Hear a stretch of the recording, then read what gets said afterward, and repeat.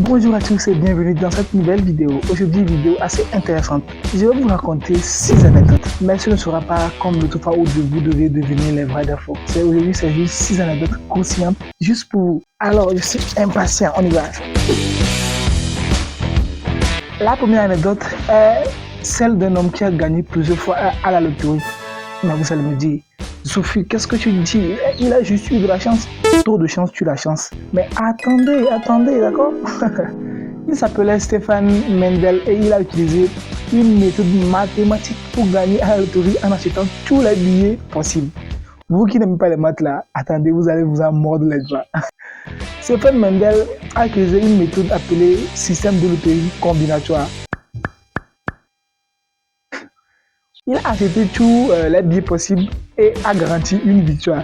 Mais il a dû trouver un moyen de le faire sans perdre de l'argent. Vous voyez, il a utilisé des algorithmes mathématiques pour trouver les loteries avec des cagnottes élevées et un nombre suffisant de combinaisons possibles. J'espère que vous vous en voulez maintenant. Il a utilisé cette méthode plusieurs fois et a gagné d'1 million de dollars. Mais il a finalement été arrêté pour fraude et est maintenant interdit de jouer à la loterie dans de nombreux pays. Comme quoi, quand tu es nul à l'école, on te crie dessus que tu es nul.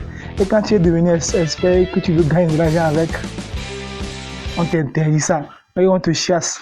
Morale de l'histoire, soyez toujours attentif au coup. En 1972, Vesna Vulovic, qui est hôtesse de l'air, était à bord d'un avion de la compagnie JAT. En plein vol, il a eu une énorme déflagration et du coup, l'avion explosa.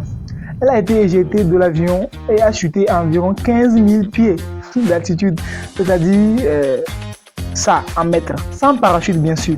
Mais elle a survécu à la chute. Vous imaginez la chance d'avoir survécu à cette chute-là? Personnellement, moi je tombe de 2 mètres, je deviens une tomate par terre. Certaines personnes sont très chanceuses. Bon, elle a subi de nombreuses blessures quand même, notamment des fractures à la jambe et à la colonne vertébrale et au crâne. Mais elle a pu récupérer et elle a repris une vie comme si de rien n'était. Calmos. Elle a travaillé comme hôtesse de l'air jusqu'à sa retraite et est décédée en décembre 2016 à l'âge de 66 ans. La cause de son décès n'était pas liée à l'accident de l'avion. Par contre, il y a eu des spéculations sur la véracité de l'histoire. Certaines sources ont affirmé que la hauteur réelle de la chute était d'environ 2500 pieds, ce qui est déjà impressionnant, mais pas aussi élevé que les 15 000 là. Quoi qu'il en soit, Vesna Vulovic a survécu à une incroyable chute et est devenue une légende pour sa résilience et sa détermination. Mais moi je vous dis, même si c'est 2500 pieds ou bien 1500 pieds là, c'est déjà plus énorme que le mien. Ouais. Moi je deviens une tomate écrasée. La troisième anecdote concerne une ville hantée en Italie. C'est bon. Craco était autrefois une ville florissante, prospère, glorieuse, divine. J'arrête. Mais elle a été abandonnée après une série de catastrophes naturelles, notamment des glissements de terrain et des tremblements de terre. Depuis lors, la ville a été laissée à l'abandon et est devenue une destination touristique très populaire pour les explorateurs urbains et les touristes intéressés par les fantômes et les histoires de l'au-delà. De nombreuses personnes ont affirmé avoir vu des fantômes et des esprits dans la ville. Il y a même des visites guidées qui se concentrent sur les légendes et les histoires surnaturelles associées à Craco. Mais attendez, est-ce qu'on peut voir un esprit? Je me demande. Évidemment que non. Sinon, à l'hôpital, si vous voulez faire un IRM, le docteur va vous dire « Eh monsieur, dites à votre esprit de se calmer. Je dois me concentrer sur mon travail, quoi. Il m'empêche de bien travailler. » Donc, moi, c'est pas possible qu'on voit un esprit. Mais je sais pertinemment que un fantôme existe. Enfin, c'est mon avis. Mais attention aussi. Bon, revenons ici. Il n'y a aucune preuve concrète que la ville soit effectivement hantée. Et la plupart des histoires sont probablement des légendes urbaines. Mais. Pour que la ville aussi soit vraiment hantée, il n'y a pas besoin d'avoir des preuves. Est-ce que vous me suivez? On est tous d'accord? Bon, vous pouvez aller là-bas parce que vous voulez avoir des montées d'adrénaline. Mais c'est ça moi. Sauf si vous vous abonnez à la chaîne. Au cas contraire, ne m'invitez même pas. J'ai extrêmement peur, j'ai peur au point où je me chierai dessus même à l'entrée de la ville. Mais bon, envoyez-moi des photos, d'accord? En 1939, Nicolas Winton était un jeune homme d'affaires britannique qui se trouvait à Prague en Tchécoslovaquie. Il a été témoin des persécutions nazies contre les Juifs et a décidé de faire quelque chose pour aider. Il a organisé le sauvetage de 669 enfants juifs en les faisant sortir du pays et en les amenant en sécurité en Grande-Bretagne. Winton a travaillé d'arrache-pied pour organiser le transport de ces enfants-là qui ont été placés dans les familles d'accueil britanniques. Il a réussi à obtenir les visas nécessaires pour les enfants et a organisé 7 trains pour les amener en Grande-Bretagne. 7 trains. Cependant, Winton n'a jamais parlé de son acte de courage pendant de nombreuses années. C'est seulement en 1988, lorsque sa femme a découvert une boîte dans leur grenier contenant des documents sur le sauvetage des enfants que l'histoire a été révélée. Dès lors, Winton a été reconnu pour son courage et son humanité. Il a été nommé membre de l'ordre de l'Empire britannique pour ses actions. On a besoin de ce genre de personnes dans le monde. Il ne s'est même pas empressé de raconter l'histoire pour avoir tous les mérites. À sa place, à mon retour, j'organiserai une conférence de presse.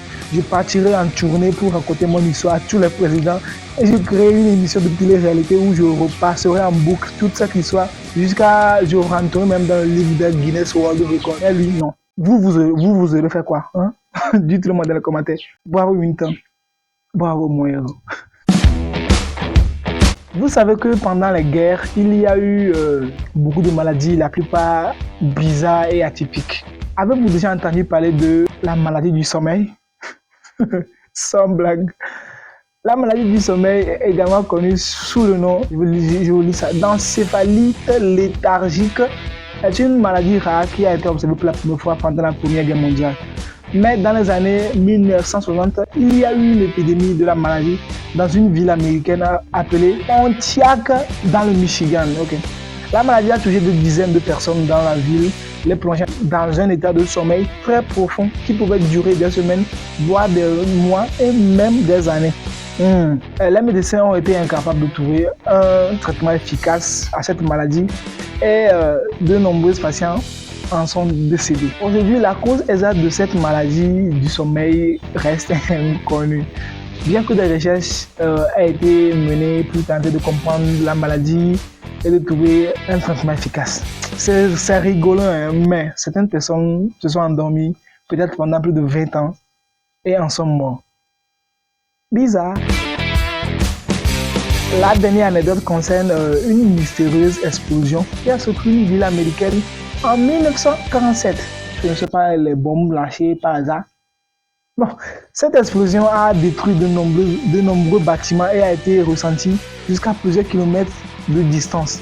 L'explosion a eu lieu dans une ville appelée Texas City au Texas en 1947. La ville abritait un important dépôt de munitions et de produits chimiques. Et il est probable que l'explosion a été causée par un incendie dans ce dépôt-là. L'explosion a causé d'énormes dégâts, détruisant des bâtiments dans un rayon de plusieurs kilomètres et tuant des centaines de personnes. Les secours ont été rapidement mobilisés pour aider les survivants et éteindre l'incendie. L'explosion de Texas City est considérée comme l'un des plus grands accidents industriels de l'histoire des États-Unis et a conduit à une meilleure réglementation de la sécurité dans les industries chimiques. Au moins quelque chose de bon est sorti de ce désastre.